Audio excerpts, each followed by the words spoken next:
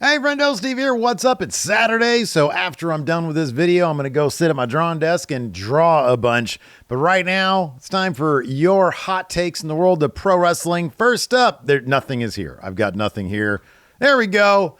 Jack KC says, can't believe this isn't an absolute zero on the Kelvin scale. But according to Kenny Omega, it is. Gail Kim is a legend in every sense of the word, you absolute egghead.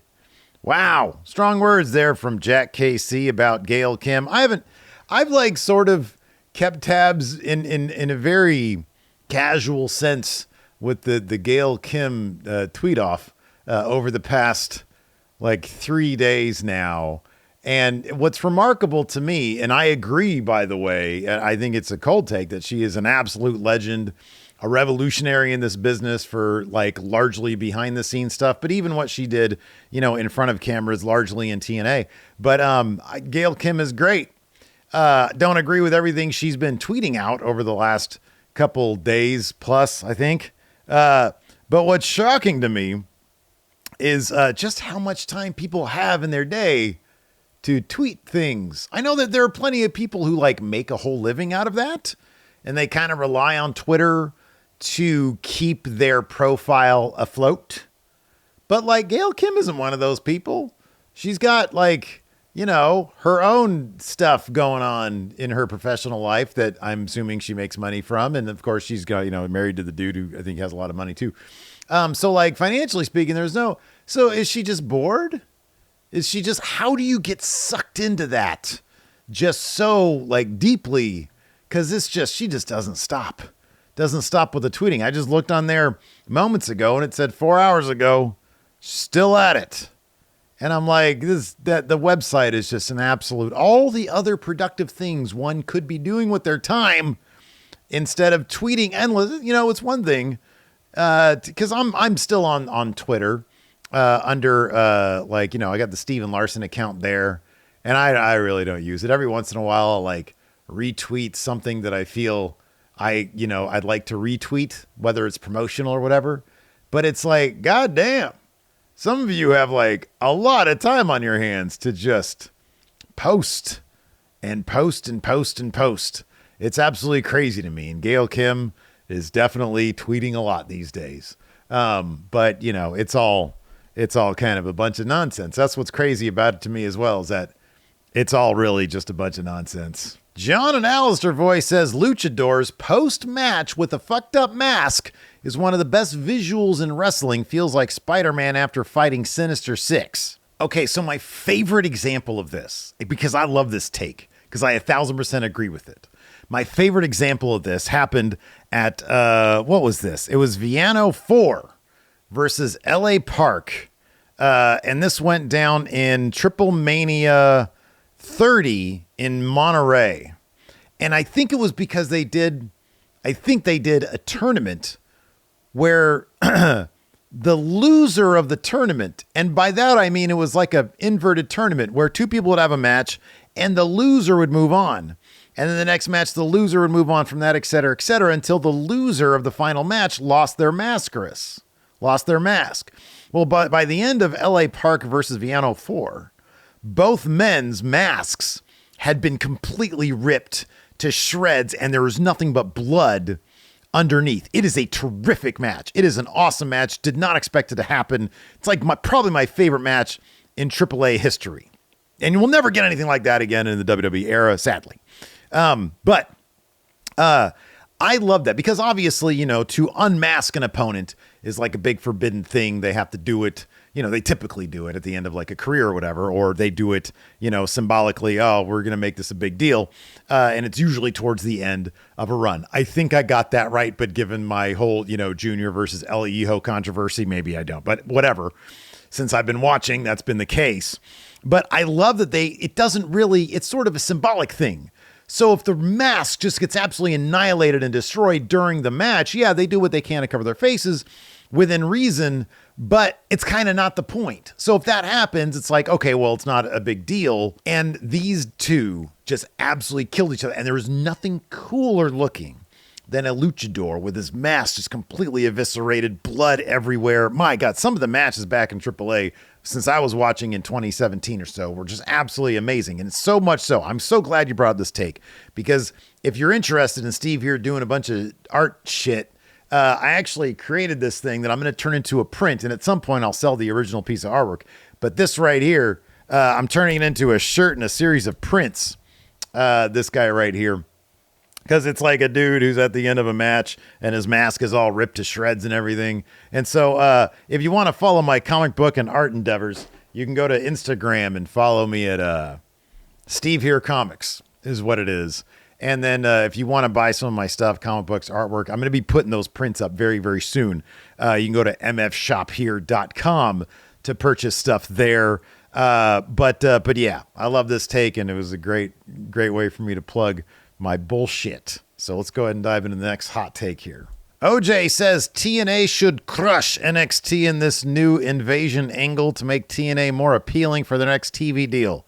All right, so I was on Instagram, the aforementioned Instagram, and I came across a post that said something along the lines of WWE's been discussing with TNA an invasion premium live event or show or something like that. I have no fucking idea if this is true or not. I do not know who reported on this. This is totally grain of salt territory. I could hop on Twitter right now and see if I could find that, but I'm in the middle of filming this thing. Invasion. Yeah, given how much NXT has been just dominating TNA, then yeah, I agree with this. Oh, here we go. According to this right here, per bodyslam.net. Now, this is one of the, here we go. Wrestle purists, you can trust them. WWE recently filed a trademark invasion. Okay. Cool. Right on. I believe that then. Yeah, I agree. Because like right now, all the titles are held by, I think, NXT people. I think. Something like that. At least the top ones are. So yeah, I think that TNA, they need to get their shit back. They really do. They have to get their shit back. It'll be interesting to see if WWE sort of complies with that or agrees with that. You know? Like, yeah, you need to pay this off. I would think that Shawn Michaels is going to do a pretty good job with it, assuming he's the guy that's sort of going to be handling the entire thing. This is going to be more like a Marvel DC type situation when they had their thing back like 20 years ago, and they kept it pretty evenly matched up there. Cruz says the pop when Kairi doesn't do what Asuka says is going to be Sammy Bloodline levels of loud. Yeah, man. That's going to be, they are on to something here with this version of Asuka. They've got the potential, man, to tell some really, really cool stories with this version of Asuka.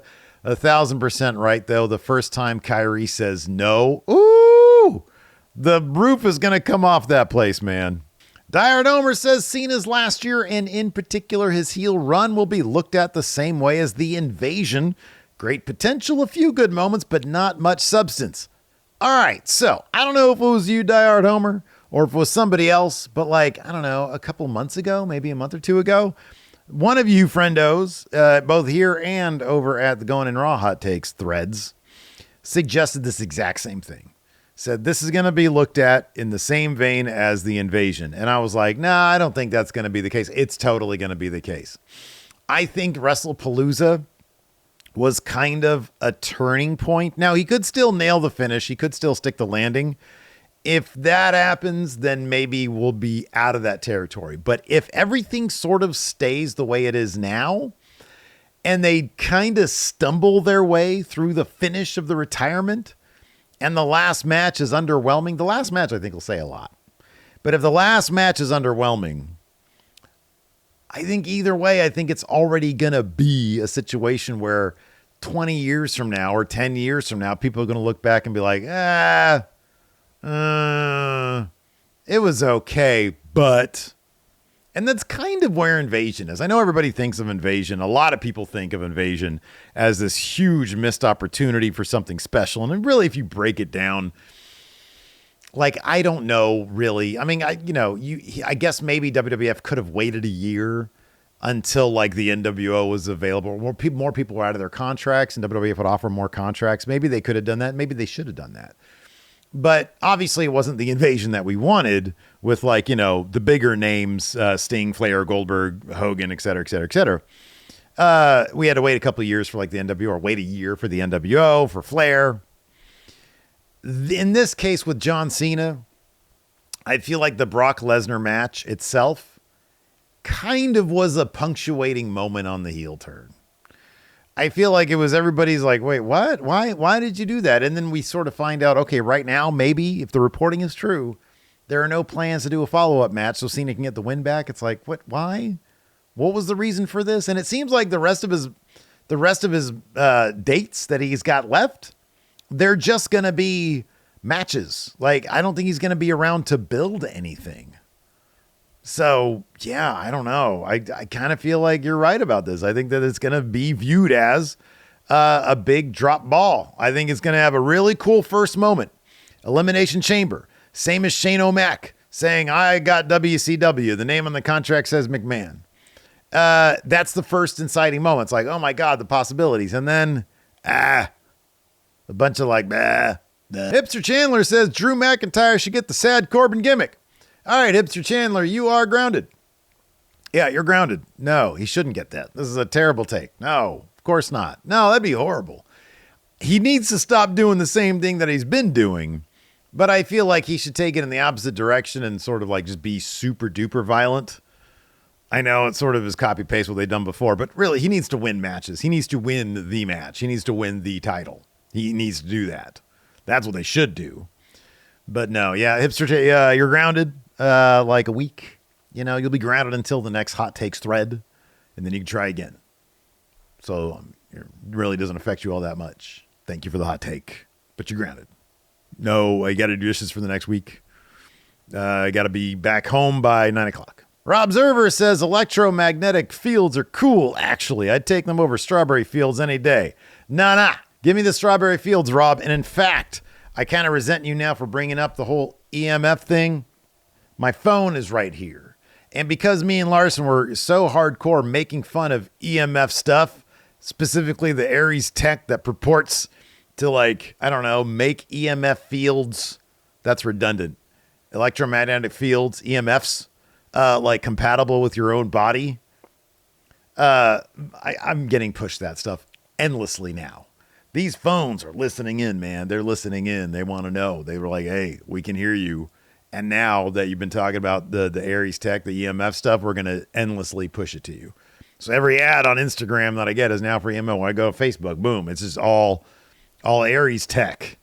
And I'm starting to think to myself, maybe they're onto something. Maybe they're advertising for me so much because they're very concerned about EMF fields. S's. Avery Wash says NXT's been cooking since Heatwave. All the wrestlers feel like they know their characters now, and that show last night was excellent. All right, I know what you guys are doing. This is like the Charlie Brown and the football thing for like old people who know that reference. It's just, you know, every time people are like, NXT's great, you got to check it out. I check it out. I'm like, kind of the same as before. And then a little time goes by and I haven't checked it out. And they're like, oh God, NXT is great. I'm like, oh, is it? All right, let me check it out then. And it's like, it's not really all that great. But I'm glad you like it. A lot of you really like NXT, and I think that's amazing. That's awesome. You know, to each their own, says Steve. Preston says TKO will be the ultimate demise of WWE. I don't know about that. I feel like, you know, I guess it's possible because I've seen this like speculation running rampant on social media that like TKO is eventually going to just sell WWE to the Saudis because TKO is just like drowning in debt. But like WWE is the one thing. I mean, obviously UFC is too, but like you can really wring a lot of money out of that WWE. But if TKO gives them like really stupid money, if the Saudi Arabian government gives TKO like stupid money for WWE, which I don't know that they would do that either.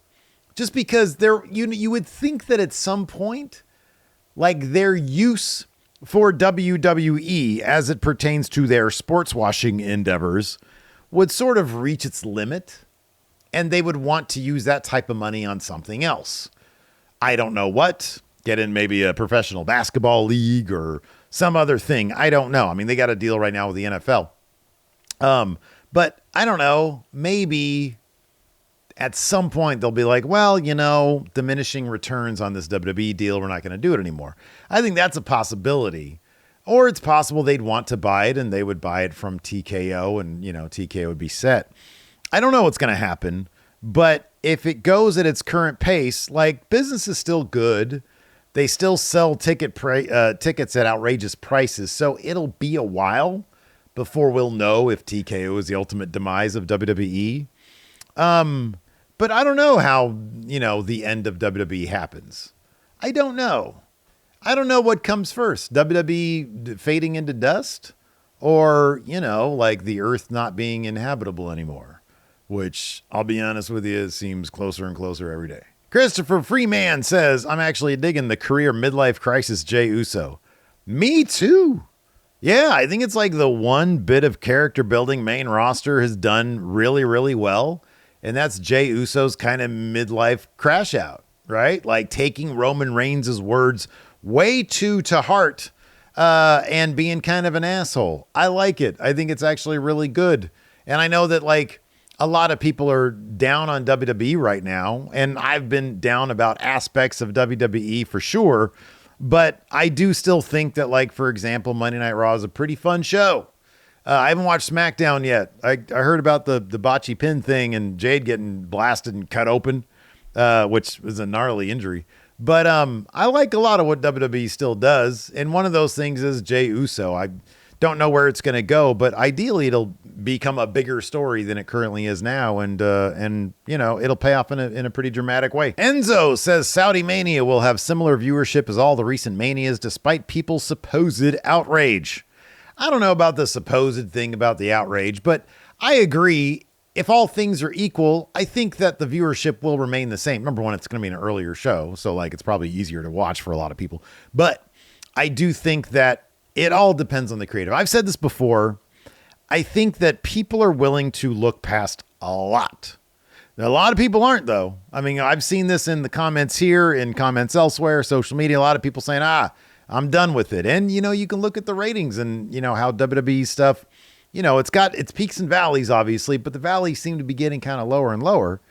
And I think that so much would be forgiven by the WWE fan base if the creative is good. If the creative isn't good, then fewer people will watch. And we don't have access to those numbers. Like, I know Netflix has numbers that they put out there, but like, I really doubt ESPN is going to have numbers published for WrestleMania. So I don't know that we'll ever really know how many people are going to be watching the thing. Maybe we can get some info based off of certain, metrics in terms of shares on social media, et cetera, et cetera. But the bottom line is if the creative is good, it's kind of not going to matter that they're in Saudi Arabia. People will watch. I agree with that. Hongtop John says Subway is better than Jersey Mike's. Is this a hot take? Because I agree with it. I think I've had Jersey Mike's once, and it just sort of was like, okay. Meanwhile, you got Subway with their sugar bread, and it's like, oh, man. I haven't had Subway, by the way, and I probably haven't had Subway since like pre-pandemic. But I always remember what that taste is for Subway. I just never really, you know what it is with Subway? I got to get out of my car. I got to go in. I got to tell people what I want. I don't like that. I like drive through. If I'm going to go into a place, I'm going to sit down there. You're not going to sit down and eat in a Subway. That's weird. But no, Subway definitely has that distinctive taste. And yeah, it is, in my opinion, it's better than Jersey Mike's. Jersey Mike's just feels like a normal sandwich. Have you been to Beach Hut Deli? That's kind of my jam for the sandwiches. And the nachos. Holy shit. The Marley nachos from Beach Hut Deli. Oh my God, they're so good. RYPW YouTube says, I think NXT is honestly way more entertaining as a whole than main roster. Do you think TKO has less influence against NXT or do they not care to inflict on it? I think TKO does not give a single shit about NXT. I think Shawn Michaels probably has a lot less pressure on him than Triple H does. I think Triple H has a lot more to juggle. Shawn Michaels has, after commercials, an hour and 40 to book every single week. Triple H has like a giant staff of writers. And after commercials, it's I don't even know what it is. Probably closer to 4 hours, 3 hours, 3.5 hours, probably 3.5 hours, something like that between Raw and SmackDown if you take out commercials. So yeah, and he's got premium live events once every fucking 6 weeks, seemingly. So I think Triple H's task is a lot harder and comes with way more pressure. And maybe that's why, I think that's probably why NXT is, in your opinion, in your estimation, so much better than main roster. So yeah, I think Shawn Michaels probably has it.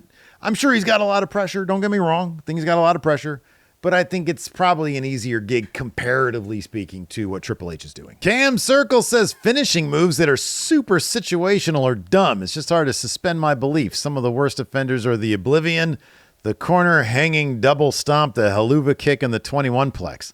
The haluva kick, I don't mind. I agree with this take, though. The worst offender to me was Grayson Waller when he used to have to jump into the ring in between the second and third rope and then hit a stunner.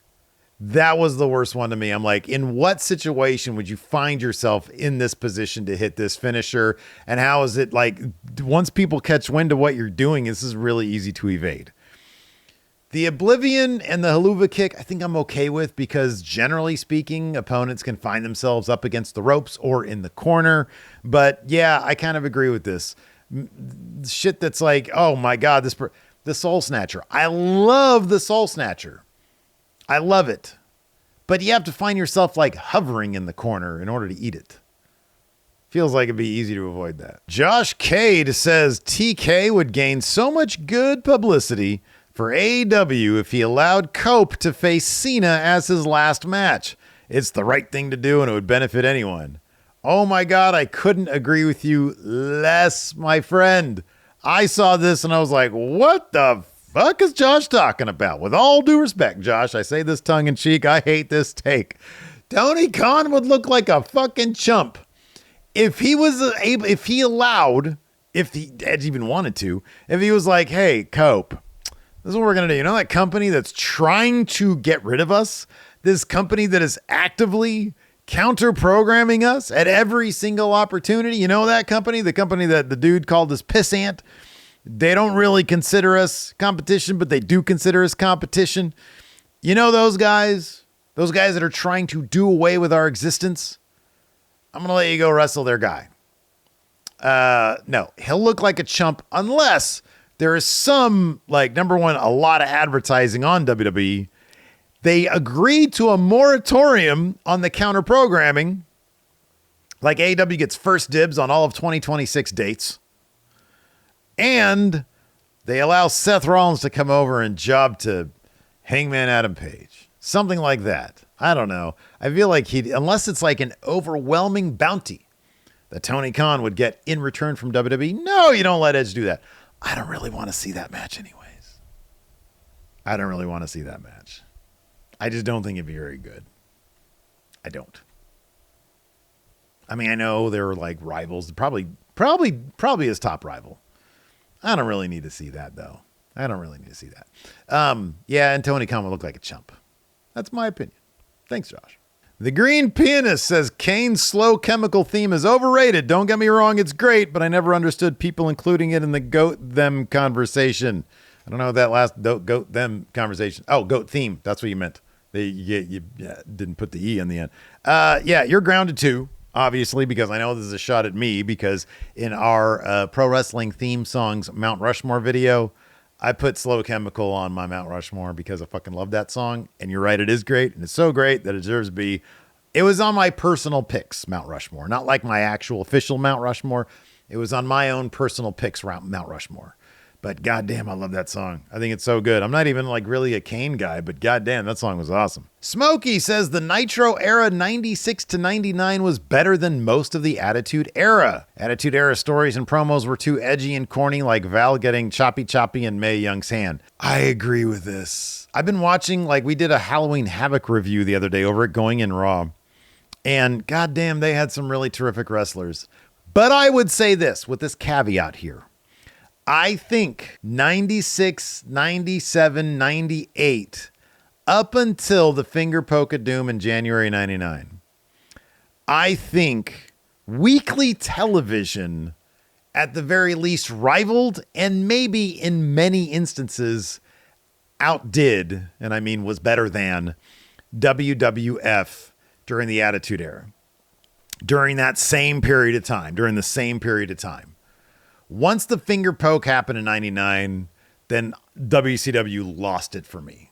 Completely lost it. I was like, this is a bullshit waste of time. Then they brought in Russo, I think, late that year. Anyways, and it was just awful at that point on. But 96, 97, killer years for WCW. Just killer years for WCW. 98, I'd probably toss it up. It'd probably be a toss-up. 96, 97, WCW wins. 98, probably a toss-up. Boy, nothing beats the energy of a 98 Attitude Era Raw. Nothing beats the energy there. But, and then 99, it's like, no question, WWF had it. But 96, 97, 1,000% agree with you. They had some fucking awesome shit going on then. Sizzlin' Papaya says the negative rhetoric against the WWE on-screen product is insane these days. People act like it's trash, especially YouTubers. It's consistently solid. YouTubers. Talking about me? Is that what you're talking about? I don't really call it trash. I think they make some trash decisions. But, I've said that WWE, I think my main thesis these days is WWE is consistently not compelling, but it's also not bad. It's kind of committing the worst possible thing in that it's kind of just mid. It's there. It's not terribly compelling. It's entertaining enough to keep me coming back. Well, my job keeps me coming back, but if I didn't have this as a job, would I feel impelled to watch every single week? Probably not. And that's not a good place to be. You either want to be really, really good or just absolutely trash. You don't actually want to be really trash. For content creators, being trash is better than being boring, though, because it gives us a lot to talk about and poke fun at, talk about fantasy booking and how to make things better. Now it's like they're just not capitalizing on the opportunities that they have in front of them. They're not paying off stories to their fullest potential. And they're making some bizarre decisions like Cena getting squashed by Brock without a follow-up match that just kind of don't make any sense. Emperor Galvatron says Steve needs to barbershop window Larson and accept his true calling. I have thought about this many, many times. Believe me, I have. The problem is the thing that gets in the way of me throwing Larson through that barbershop window, as satisfying as it probably would be. I just love the guy too much. He's my best friend in the whole world, and I wouldn't be anywhere in this business without him. And if I lost him, if I threw him through the window, I would immediately regret it because I'd be like, oh, God damn it, it's my best friend. And we play basketball 2 to 3 times a week. And I'm like, really, it's like my favorite time of the week. So I love the guy way too much. Do not tell him I said that. It's between us. All right? Do not tell him I said that. Wicked Tex-Mex says Bryan Danielson is meh. Never cared for him as a wrestler. His skills or work rate and his end is epically boring on the mic. You got to get his name right, man. If you're going to drop this hot take, who is Bryan Danielson? Well, you got to get his name right, man. Anyways, that's going to do it for this edition of Hot Takes. Thanks, everybody, for hanging out. I appreciate it. Hit that thumbs up, hit that subscribe button, and go check out my shit at MF Shop here. I promise I'm going to have some new stuff over there. Till next time, we'll see you guys around.